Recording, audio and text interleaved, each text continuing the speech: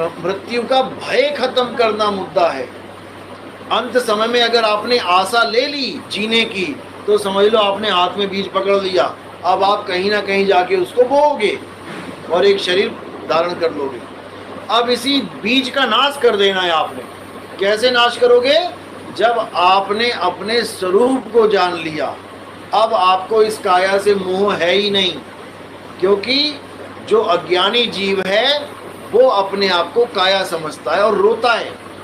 ज्ञानी जीव कभी भी अपने आप को काया नहीं समझता, वो इस काया को छोड़ने की कोशिश करता है सही तरीके से। क्योंकि उसको पता है कि मैं मरूंगा नहीं, मेरे गुरु ने मुझे ये ज्ञान दे दिया है कि मेरी मृत्यु नहीं होगी। लेकिन मुझे कैसे शरीर छोड़ना है, अब इस पे पूरा विचार करना पड़ेगा। अभी थोड़े दिन, 1-2 दिन पहले फोन आया था एक लेडीज पानीपत से, कहती मैं नाम दीक्षा लेना चाहती हूँ। मैंने कहा क्यों भाई, आपने कितने सत्संग सुने हैं? कहती मैंने एक भी सत्संग नहीं सुना आपका। मैं तो हनुमान जी की पुजारी हूँ, मूर्ति पूजा करती हूँ बहुत ज़्यादा। तो मैंने कहा भाई फिर आपको क्या जरूरत पड़ेगी नाम लेने की?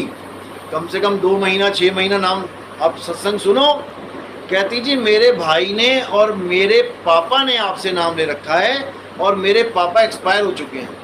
मैंने कहा तो क्या हो गया इसमें? कितनों के भाई और कितने के पापा ने नाम ले रखा है, तो मैं बहनों को फ्री में नाम बांटते रहे ऐसे ही बिना सत्संग के?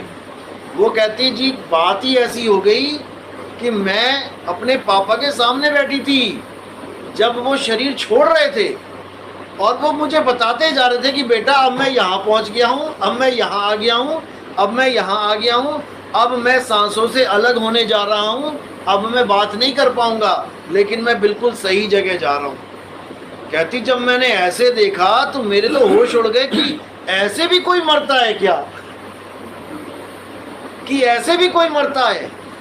मैंने तो रोते देखे, बिलबिलाते देखे, हाथ जोड़ते हुए देखे, घर की चिंता, बहू की चिंता, बेटों की चिंता करते देखे, लेकिन मैंने ऐसा तो कोई मरता नहीं देखा भाई, मुझे भी आपसे ही नाम लेना है। लेकिन मैंने फिर भी उसको बोला, रिकॉर्डिंग पढ़िए चलाऊंगा मैं अगले सत्संग में, कि भाई कम से कम 2-3 महीना सत्संग सुन, और जब तुम 50, 60, 70 सत्संग सुन लोगी तब तुम्हें अपने आप ही समझ में आने लग जाएगा कि क्या है ये मूर्ति पूजा, क्या है ये हनुमान पूजा, क्या है ये राम पूजा, क्या है ये कबीर पूजा, क्या है ये पत्थरों की पूजा, क्या है ये देवताओं की पूजा, क्या है, सब कुछ समझ में आ जाएगा। तब तुम्हारा बेड़ा पार होगा। तो मतलब उस हादसे से उसको ऐसा लगा कि ये ही ज्ञान है जो हमें चाहिए, क्योंकि हमारा एक ही हश्र होने वाला है सबका, चाहे कोई हिंदू है, चाहे मुसलमान, चाहे सिख, चाहे ईसाई। मौत सबके सामने खड़ी होगी और वहाँ ये नहीं पूछा जाएगा तुम्हारी जात क्या है, वहाँ ये देखा जाएगा कि इसके पास दाव है कि नहीं, इस शरीर को खाली करने का तरीका इसके पास है कि नहीं। इसके अलावा किसी से कोई पूछा जाने वाला कोई मैटर ही नहीं होगा। इसलिए कबीर साहब कह रहे हैं कि जिस मरने से जग डरे मेरे मन आनंद, और मरने पर ही पाइए पूर्ण परमानंद। असली आनंद तब आएगा जब तुम इस शरीर से निकलोगे और तुम्हारी खुशी का ठिकाना नहीं होगा कि भैया खेड़ा छूट गया, इस शरीर से खेड़ा छूट गया, नहीं तो हाय हाय करता मरता, फिर बीज ले जाके फिर बो देता कहीं पे। तो जब ऐसी हालत होगी आपकी, तब समझना कि अब तुम्हें जाके जन्म मरण से मुक्ति मिली है। युगों युगों से भटकते आ रहे हैं, आज तक था नहीं मिली। आज तो इंसानी चोले में है तो मजे कर रहे हैं। एक बार डिस्कवरी देखो, हिरण की हालत देखो, पानी पी रहा है तो दोनों पैरों को एकदम सटीक कर रखा है कि भागना पड़ेगा, उसी वक्त मगरमच्छ दबाने के लिए आ जाता है उसको। एक घूंट पानी की कीमत मृत्यु है वहां पे। आज तो टंकियां भर ली 2-2 हजार लीटर की मोटर चला के, फिर मौके नहीं मिलेंगे।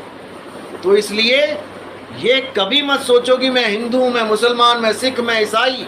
ये सोचो कि मैं मुसलमान हूँ तो मुझे अल्लाह जीते जी चाहिए, मैं हिंदू हूँ तो मुझे राम जीते जी चाहिए, मैं सिख हूँ तो मुझे वाहिगुरु जीते जी चाहिए, मैं ईसाई हूँ तो मुझे गॉड जीते जी चाहिए।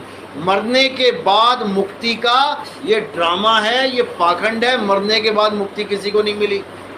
मरने